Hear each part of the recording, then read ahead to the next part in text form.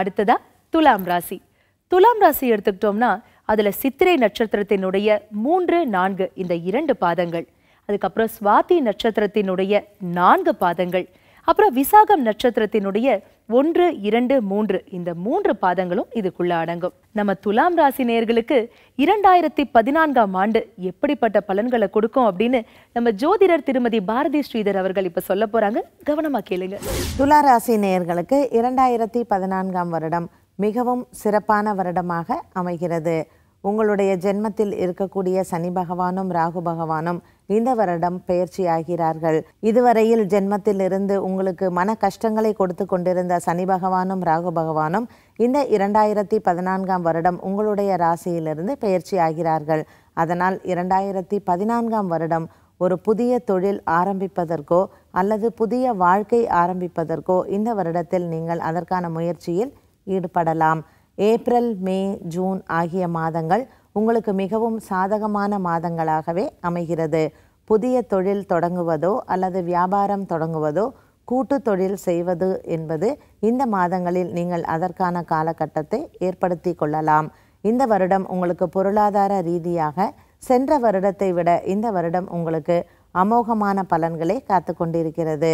சென்ற வருடத்தை விட இந்த வருடம் உங்களுக்கு கடன் பிரச்சனைகள் குறையும், பொருளாதாரம் மேன்மையடையும்.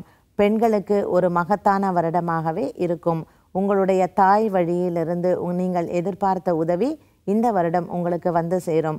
அதற்கான காலகட்டம் என்று சொன்னால் மார்ச், ஏப்ரல், மே ஆகிய மாதங்களில் உங்களுடைய தாய் வழியிலிருந்து ஏதாவது ஒரு வகையில் உங்களுக்கு கடன் உதவியோ அல்லது பொருளாதார ரீதியாகவோ உதவிகள் பெறுவதற்கு ஒரு சிறந்த காலமாக அமைகிறது. உங்களுடைய குழந்தைகளுடைய கல்வி சிறக்கும். வேலை தேடிக்கொண்டிருக்கும் இளைஞர்களுக்கும் இந்த வருடத்தில் ஜூன், ஜூலை, ஆகஸ்ட் ஆகிய மாதங்கள் மிகவும் சிறப்பான மாதங்களாக அமைகிறது.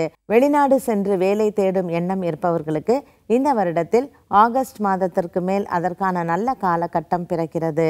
வெளிநாடு சென்று மேல் படிப்பு படிக்கும் எண்ணம் இருப்பவர்களுக்கும் இந்த காலகட்டம் அதற்கு உறுதுணையாகவே இருக்கிறது. நவம்பர் மாதத்தில் ஏற்படக்கூடிய சனி பெயர்ச்சியானது சனி பகவான் உங்களுடைய ஜென்மத்திலிருந்து 2ஆம் இடத்திற்கு பாத சனியாக மாறுகிறார். இருந்த போதிலும் நீங்கள் 7.5 சனி பிடியில் இருப்பதால் இந்த கடைசி 2.5 வருட காலம் உங்களுக்கு சனி பகவான் நல்ல பலன்களையே கொடுப்பார். அதனால் வீடு வாங்குவது, மனை வாங்குவது, புதிய தொழில் ஆரம்பிப்பது போன்ற நல்ல செயல்களை நீங்கள் செய்யலாம். இதற்கான காலகட்டம் உங்களுக்கு ஆகஸ்ட், செப்டம்பர், அக்டோபர் ஆகிய மாதங்களில் நீங்கள் அதற்கான முயற்சியில் ஈடுபடலாம். பொதுவாகவே துளாராசி நேயர்களுக்கு ஜென்மத்தில் இருக்கக்கூடிய சனி பகவானும் ராகு பகவானும் இந்த வருடம் பெயர்ச்சி ஆகுவதால் துளாராசி நேயர்களுக்கு ஓரளவுக்கு மனதிற்கு ஒரு சந்தோஷம் தரும் வருடமாகவே அமைகிறது. புதிய வியாபாரங்கள் தொடங்குவதோ அல்லது புதிய ஒப்பந்தங்கள் கையெழுத்திடுவதோ நீங்கள் சனி பெயர்ச்சிக்கு பிறகு செய்வது சால சிறந்ததாகும். அதனால் அதற்கான நல்ல காலகட்டம் என்று சொல்ல போனால் அக்டோபர், நவம்பர், டிசம்பர் ஆகிய மாதங்களில் புதிய வியாபாரங்கள் தொடங்குவது, புதிய ஒப்பந்தங்கள் கையெழுத்திடுவதை நீங்கள் செய்யலாம். துலாம் ராசியுடைய பொதுவான பரிகார திருத்தலங்கள் என்ன அப்படின்னு பார்த்தோம்னா, திருநெல்வேலி இருக்குல்ல, அதுக்கு பக்கத்துல திருக்கோளூர் வைத்தமாநிதி பெருமாள் அப்படிங்கிற ஒரு திருக்கோவில் இருக்கு. அங்க உங்களால முடிஞ்சப்ப போய் தரிசனம் பண்ணிட்டு வாங்க. இல்லைங்க எங்களுக்கு இன்னும் குறிப்பா சொல்லுங்க அப்படின்னு நீங்க கேட்டீங்கன்னா, சித்திரை நட்சத்திரத்துல பிறந்தவங்க கும்பகோணம் சக்கரபாணி ஆலயத்திற்கு போயிட்டு வரலாம். சுவாதி நட்சத்திரத்துல பிறந்தவங்க வேலூர் ஷோலிங்கர் யோக நரசிம்மரை போய் தரிசனம் பண்ணிட்டு வரலாம். விசாகம் நட்சத்திரத்துல பிறந்தவங்க திருத்துறைப்பூண்டி பக்கத்துல இருக்கிற எட்டுக்குடி முருகன் கோவிலுக்கு போயிட்டு வரலாம். துலாம் ராசியுடைய பொது பரிகார முறைகள் என்ன அப்படின்னா ரொம்ப சிம்பிளுங்க. செவ்வாய்க்கிழமை தோறும் அதிகாலையில 5 அகல் தீபங்கள்ல நல்லெண்ணெய் ஊற்றி தீபம் போட்டு பூஜை அறையிலேயோ இல்ல உங்க வீட்டு சமையல் அறையிலேயோ கூட நீங்க வச்சு இறைவனை வழிபடலாம். மாதந்தோறும் ஒரே ஒரு செவ்வாய்க்கிழமை அன்னைக்கு கதம்ப சாதம் செய்வோம்ல, நம்ம வீட்டுல எல்லா காய்கறியும் போட்டு அந்த மாதிரி ஒரு கதம்ப சாதம் செஞ்சு உங்க வீட்டுக்கு பக்கத்துல இருக்கிற துர்க்கை அம்மன் இருக்கிற கோவிலுக்கு நீங்க அதை எடுத்துட்டு போய் நைவேத்தியம் செஞ்சு அங்க வர எல்லாருக்கும் அதை பிரசாதமா கொடுங்க. அடுத்ததா விருச்சிக ராசி. விருச்சிக ராசி எடுத்துக்கிட்டோம்னா அதுல விசாகம் நட்சத்திரத்தினுடைய 4ஆம் பாதம், அனுஷம் நட்சத்திரத்தினுடைய எல்லா 4 பாதங்கள், அதுக்கப்புறம் கேட்டை நட்சத்திரத்தினுடைய எல்லா 4 பாதங்களும் அடங்கும். விருச்சிக ராசி நேயர்களுக்கு இந்த 2014ஆம் வருடம் எப்படி அமைய போகுது அப்படின்னு நம்ம ஜோதிடர் திருமதி பாரதி ஸ்ரீதர் அவர்கள் இப்ப சொல்ல போறாங்க, கேட்கலாம். விருச்சிக ராசி நேயர்கள், மே மாதத்திற்கு பிறகு மிகவும் ஒரு சந்தோஷமான மாதமாக உங்களுக்கு அமைகிறது. 8ஆம் இடத்தில் இருக்கக்கூடிய குரு பகவான் 9ஆம் இடத்திற்கு மாறுவதால் அனைத்து நல்ல பலன்களையும் வாரி வழங்குகிறார். இந்த ஆண்டில் குடும்பத்தில் இதுநாள் வரையில் இருந்து வந்த மன கஷ்டங்கள் அனைத்தும் விலகி கணவன் மனைவி ஒற்றுமை ஓங்கும். ஜனவரி மாதத்திலிருந்து மே மாதம் வரைக்கும் புதிதாக தொழில் தொடங்குவதோ அல்லது பங்கு வர்த்தகத்தில் ஈடுபடாமல் இருப்பதோ சாலச் சிறந்ததாகும். புதிதாக தொழில் தொடங்குவதோ அல்லது கூட்டு தொழில் செய்வதற்கோ அதற்கான நல்ல காலகட்டம் ஜூன் மாதத்திற்கு பிறகு உங்களுக்கு இருக்கிறது. ஏற்கனவே 7.5 சனி பிடியில் இருக்கும் விருச்சிக ராசி நேயர்களுக்கு இந்த வருடம் நவம்பர் மாதத்தில் ஏற்படக்கூடிய சனி பெயர்ச்சி உங்களுடைய ராசிக்கு 2ஆம் இடத்தில் வருகிறார். ஆகவே குடும்பத்தில் சிறு மன கஷ்டங்களும் சிறு குழப்பங்களும் ஏற்படுவதற்கு வாய்ப்பு உண்டு. அதனால் ஜூன் மாதத்திலிருந்து நவம்பர் மாதத்திற்குள் திருமணங்கள் நிச்சயிப்பது சாலச் சிறந்ததாகும். நவம்பர் மாதத்தில் ஏற்படக்கூடிய சனி பெயர்ச்சியானது உங்களுடைய ராசிக்கு 2ஆம் இடத்தில் வருவதால் குடும்பத்தில் சிறு மன கஷ்டங்களும் சிறு குழப்பங்களும் வருவதற்கு வாய்ப்பு உண்டு. இந்த வருடம் ஏற்படக்கூடிய ராகு கேத்து பெயர்ச்சியானது உங்களுக்கு 2ஆம் இடத்தில் வருவதால் மனதிற்கு ஒரு சந்தோஷமும் தைரியமும் கொடுக்கும். இருந்த போதிலும் உங்களுடைய சகோதர சகோதரிகளிடையே சிறு மன கஷ்டங்களும் மனக்குழப்பங்களும் வருவதற்கு வாய்ப்பு உண்டு.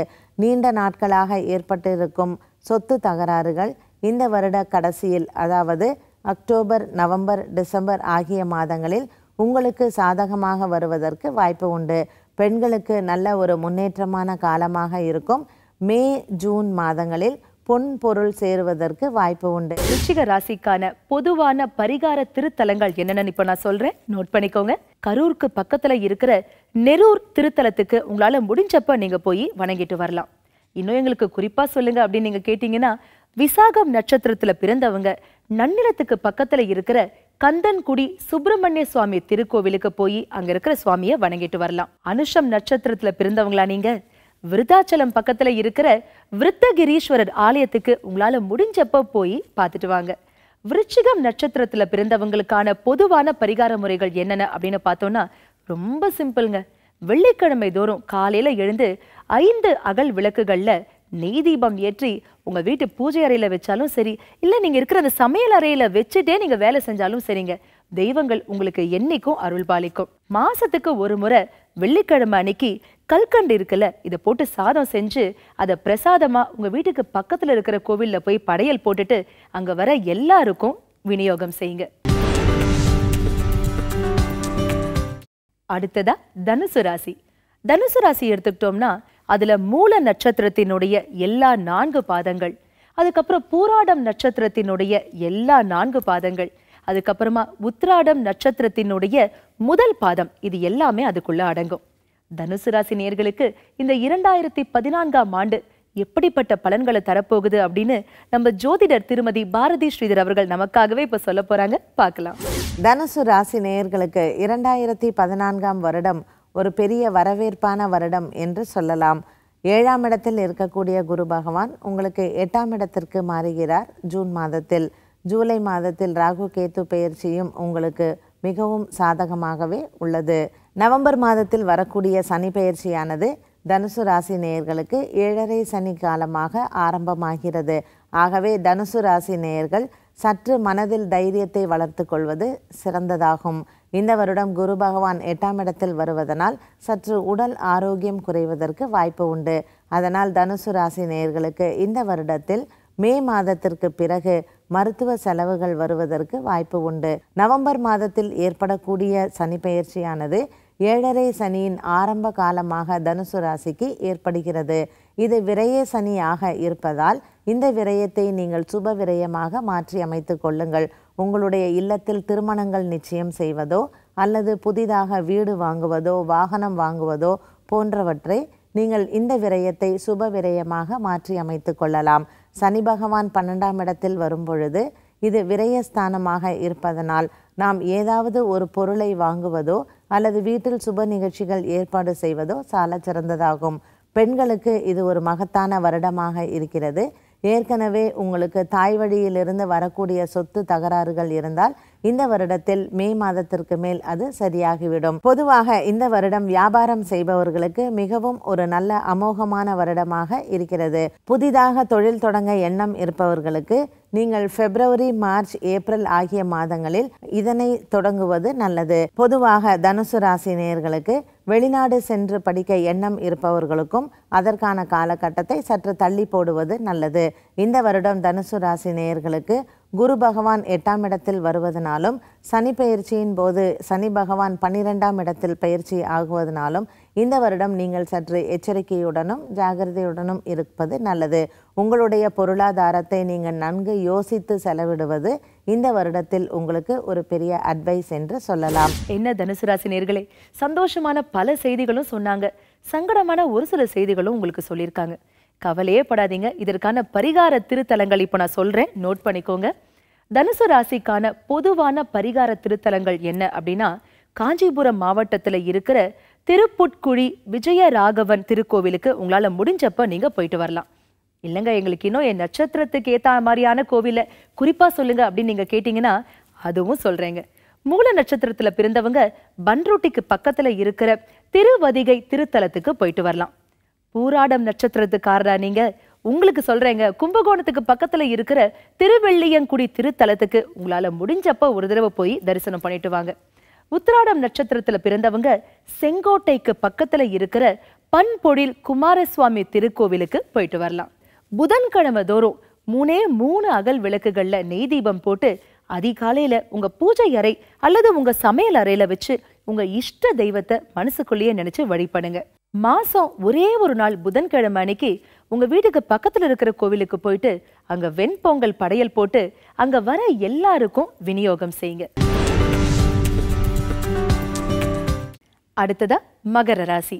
மகர ராசி எடுத்துக்கிட்டோம்னா அதுக்குள்ள உத்திராடம் நட்சத்திரத்தினுடைய 2, 3, 4 இந்த 3 பாதங்கள், திருவோணம் நட்சத்திரத்தினுடைய எல்லா 4 பாதங்கள், அவிட்டம் நட்சத்திரத்தினுடைய 1, 2 இந்த 2 பாதங்களும் இதுக்குள்ள அடங்கும். மகர ராசி நேயர்களுக்கு இந்த புத்தாண்டு எப்படிப்பட்ட அமைப்பை கொடுக்க போகுது அப்படின்னு நம்ம ஜோதிடர் திருமதி பாரதி ஸ்ரீதர் அவர்கள் சொல்ல போறாங்க. இப்போ நம்ம கேட்கலாம். மனதில் ஒரு புன்னகையுடனும் சந்தோஷத்துடனும் இந்த ஆண்டை நீங்கள் தொடங்குவீர்கள். மகர ராசி நேயர்களுக்கு படிப்பில் நல்ல ஆர்வமும் கல்வியில் நல்ல தேர்ச்சியும் மற்றும் பொருளாதார ரீதியாகவும் நல்ல மேலோங்கும் வருடமாக இந்த வருடம் இருக்கிறது. 10ஆம் இடத்தில் இருக்கக்கூடிய சனி பகவான் உங்களுக்கு நவம்பர் மாதம் 11ஆம் இடத்தில் லாபஸ்தானத்தில் மாறுகிறார். ஜூன் மாதத்தில் வரக்கூடிய குரு பயிற்சியானது தற்பொழுது 6ஆம் இடத்தில் இருக்கக்கூடிய குரு பகவான் 7ஆம் இடத்திற்கு மாறுகிறார். ஜூலை மாதத்தில் வரக்கூடிய ராகு கேத்து பயிற்சியும் உங்களுக்கு சாதகமாகவே அமைகிறது. இது நாள் வரையில் மன கஷ்டத்துடனும் மனக்குழப்பத்துடனும் இருந்த இந்த மகர ராசி நேயர்கள் இந்த 2014ஆம் வருடம் மனதில் ஒரு சந்தோஷமும் தைரியமும் உங்களுக்கு நிச்சயமாக உண்டு. இந்த வருடத்தின் ஆரம்பத்திலேயே, அதாவது ஜனவரி, பிப்ரவரி, மார்ச் ஆகிய மாதங்களில் புதிதாக வீடு வாங்கும் எண்ணம் இருப்பவர்கள் அல்லது மனை வாங்கும் எண்ணம் இருப்பவர்கள், வாகனம் வாங்க எண்ணம் இருப்பவர்கள் இதற்கான காரியத்தில் நீங்கள் செயல்படுத்தலாம். ஜனவரி, பிப்ரவரி, மார்ச் ஆகிய மாதங்களில் நீங்கள் பொருளாதாரம் ஏதாவது செலவு செய்தால் இந்த வருடத்தில் வரக்கூடிய குரு பயிற்சியானது உங்களுக்கு மிகவும் அமோகமான பலன்களை கொடுக்கும். பெண்களுக்கு ஒரு தாய் வழியிலிருந்து பெரிய சொத்துகள் வருவதோ அல்லது பொருளாதார ரீதியாக உங்களுக்கு உதவிகள் வருவது என்பதை எதிர்பார்க்கலாம். அரசாங்கத் துறையில் வேலை செய்பவர்களுக்கும் நல்ல பதவி உயர்வு கிடைப்பதற்கு வாய்ப்பு உண்டு. இது மே, ஜூன், ஜூலை ஆகிய மாதங்களில் நீங்கள் எதிர்பார்க்கலாம். கூட்டு தொழில் செய்பவர்களுக்கும் நல்ல லாபங்கள் இருக்கும் வருடமாகவே இந்த வருடம் அமைகிறது. மகர ராசிக்கான பொதுவான பரிகார திருத்தலங்கள் என்னன்னா, மகாபலிபுரத்துக்கு பக்கத்துல ஸ்தல சயன பெருமாள் திருக்கோவில் இருக்கு. உங்களால முடிஞ்சப்ப அங்க போய் அந்த பெருமாளை வணங்கிட்டு வாங்க. இன்னும் குறிப்பா என் நட்சத்திரத்துக்கு சொல்லுங்க அப்படின்னு நீங்க கேட்டீங்கன்னா, உத்திராடம் நட்சத்திரத்துல பிறந்தவங்க திருவிடை மருதூர் மகாலிங்கேஸ்வரர் திருக்கோவிலுக்கு போயிட்டு வணங்கிட்டு வரலாம். திருவோணம் நட்சத்திரத்துக்காரரா நீங்க, நோட் பண்ணிக்கோங்க, மதுராந்தகத்துக்கு பக்கத்துல இருக்கிற திருமலையாவூர் ஸ்ரீனிவாச பெருமாள் திருக்கோவிலுக்கு நீங்க போயிட்டு வரலாம். அவிட்டம் நட்சத்திரத்துல பிறந்தவங்க கும்பகோணத்துக்கு பக்கத்துல இருக்கிற திருபுவனம் சரபேஸ்வரர் திருக்கோவிலுக்கு போயிட்டு வணங்கிட்டு வரலாம்.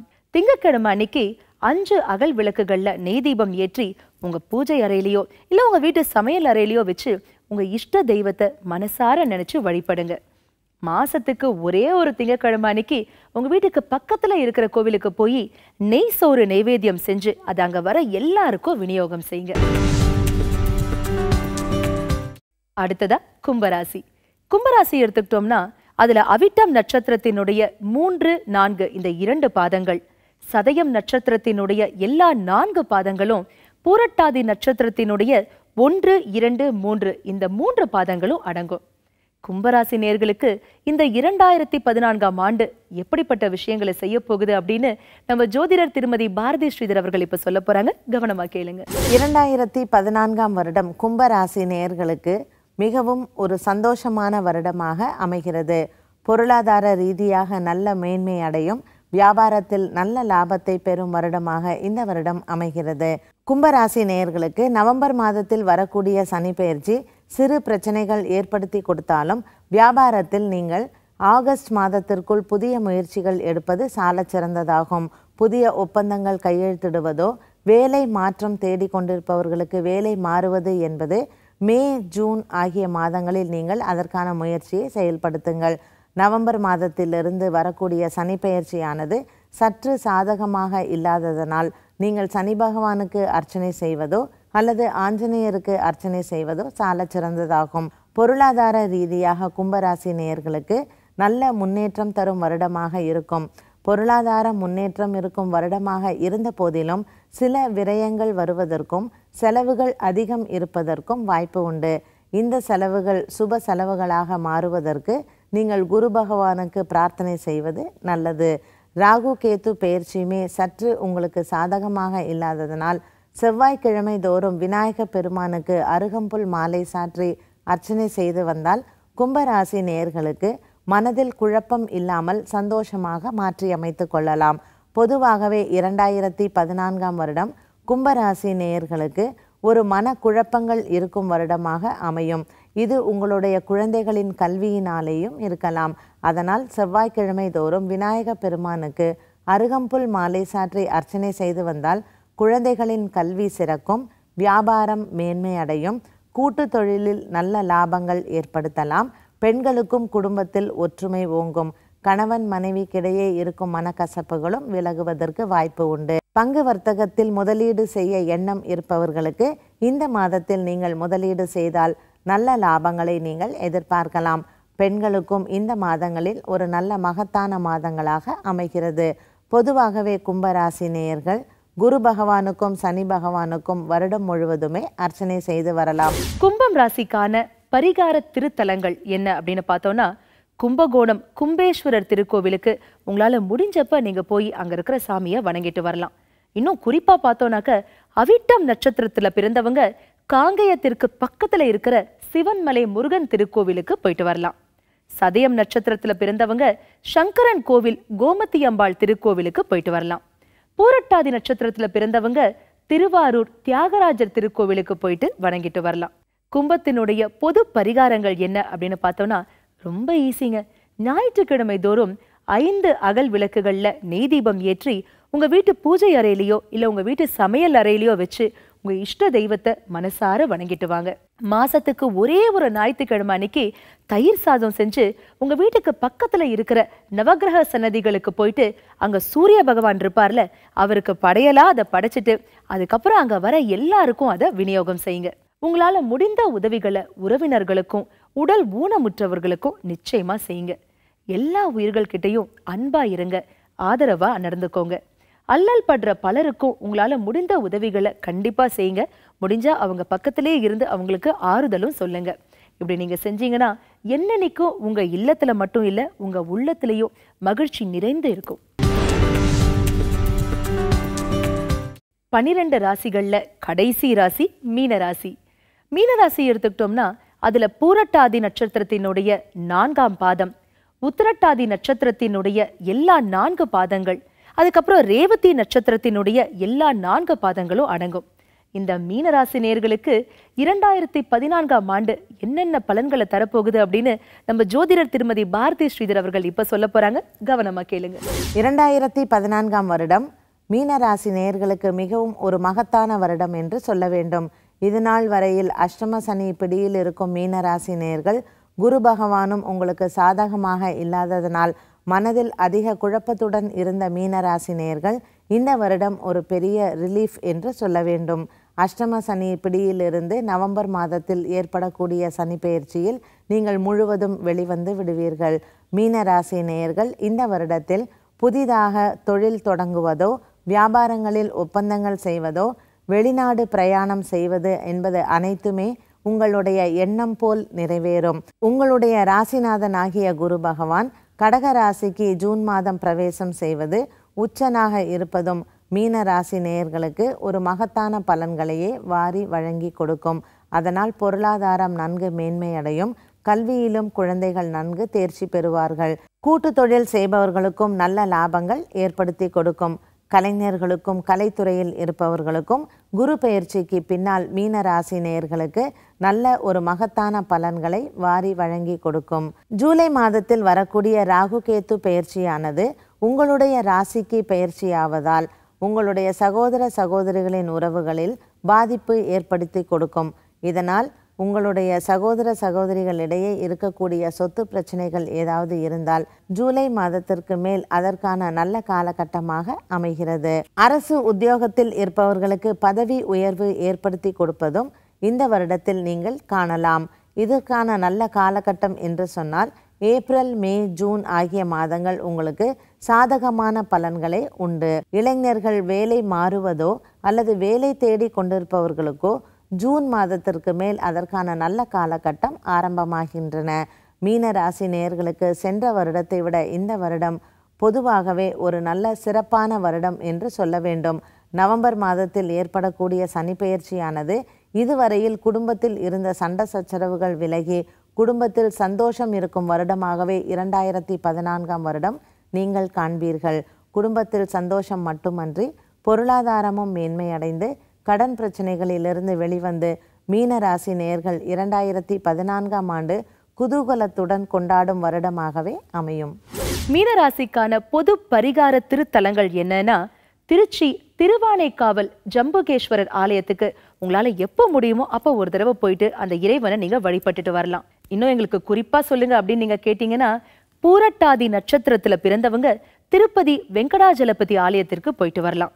உத்திரட்டாதி நட்சத்திரத்துல பிறந்தவங்க மருதமலை முருகன் கோவிலுக்கு போயிட்டு வழிபட்டுட்டு வரலாம். ரேவதி நட்சத்திரத்துல பிறந்தவங்க கும்பகோணம் ராமசாமி ஆலயத்துக்கு போயிட்டு அந்த இறைவனை வழிபட்டுட்டு வரலாம்.